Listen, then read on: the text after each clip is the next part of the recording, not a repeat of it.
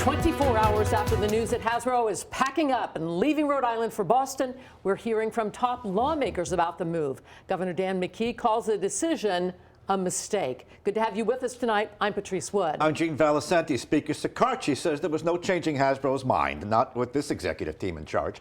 NBC 10's Gabrielle Caracciolo outside the toy seller's headquarters in Pawtucket. Gabrielle? Well, Rhode Island's elected leaders tried to pitch Hasbro executives on new locations in the state, new tax credits. They even brought in local colleges and universities to talk about new partnerships. But reflecting on Hasbro's decision to move from Pawtucket here up to Boston today, they say this race may have actually been over before it even got started. But we put on a really good plan that we're proud that we put out there. And Hasbro made the decision that they're leaving, which I think is a mistake. I think that they should have stayed here in Rhode Island. That's where their roots are. Do you think they were receptive to those pitches? What was it like in those meetings when you were trying to get them to stay? I think they were very impressed with the presentations that we made. And I think that they may have had their mind made up before we even got to that point.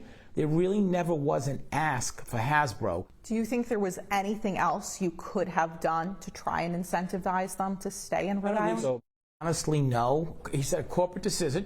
Hasbro is a company in transformation. It really is not the G.I. Joe or Monopoly of yesteryear.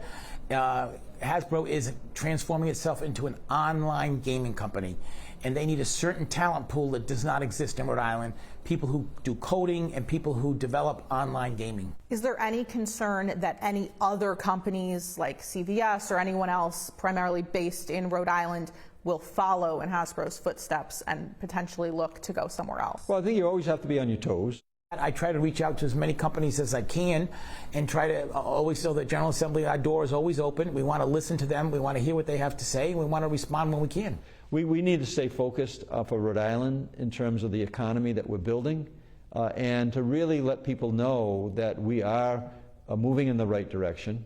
And losing Hasbro is something that we try to avoid, but at the same point in time, we stay focused on the growth that we're actually providing.